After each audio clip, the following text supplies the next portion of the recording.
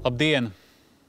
Ir tāda līdzība par kādu nabaga ģimeni, kurā sieva centās katru dienu taisīt sviesta ripas, un vīrs nesa uz tuvāko bakaleju un tirgoja viņas.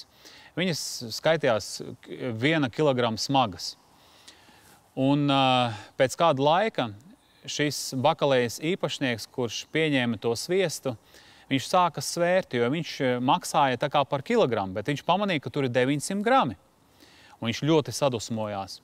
Un tad, kad atkal atnāca šis te nabaga vīrs ar šo te sviesta ripu, un viņš tā kā viņam nodeva viņu, un viņš teica, es tev vairs viņas nepieņemšu, jo tu mani apmānīji. Tu visu laiku man nesi 900 gramus. Viņš saka, kā? Es, kad svēru savu kilogramīgo sviesta ripu, es kā atsvaru vienmēr ņēmu jūsu kilogramīgo cukuru, kuru jūs pārdodat. Un tādā veidā es zināju, ka man ir kilograms. Un, protams, tam cilvēkam palika kauns. Un Bībelē arī ir rakstīts, ka mēs lasām Māteva evaņģēlijā 7. nodaļā un 2. pantā tā. Jo ar kādu tiesu jūs tiesājat, ar tādu jūs tapsiet tiesāti.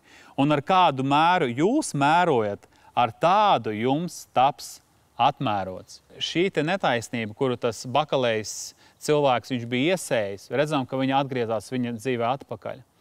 Un bieži vien arī mūsu dzīvē ir tā, ka mēs varam sēt vēju un redzam, ka pļaujam mēs pat lielu vētru. Dieva vārds tā saka. Šodien, lai mums nav jāpļauj, kas ir jāizdara? Tātad, ja es esmu netaisnību darījis, man ir jāpalūdz Dievam piedošana un ir jāatnes arī patiesa grēksūdzes auglis.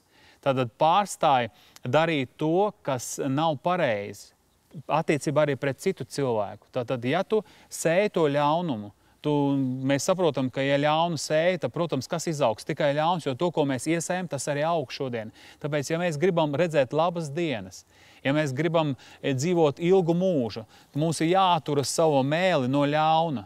Mums ir jāpārstāj pat rakstīts, ka ar to mēru, ar kādu tu tiesā, tā arī tevi tiesās. Tātad tiesa ir bez žēlastības tam cilvēkam, kurš neparāda žēlastību. Tāpēc, ka mums ir visu laiku vajadzīga žēlastība. Tāpēc es aicinu, lai mēs esam vairāk žēlsirdīgāki attiecībā pret cilvēkiem.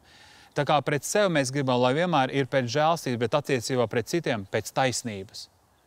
Bet, zini, ja Dievs pret mums pēc taisnības tikai rīkotos, mēs, zini, nevarētu pat dienu nodzīvot. Dievs laiku mums dod savu žēlastību, un tāpēc svētīsim, žēlosim, un mēs iemantosim žēlastību, iemantosim svētību, un lai nekāda netaisnība neiet vairumā, bet lai tiešām šeit virs zemes, caur mums Dieva bērniem, viņa gaisma izplūst jebkurā vietā, kur mēs atrodamies.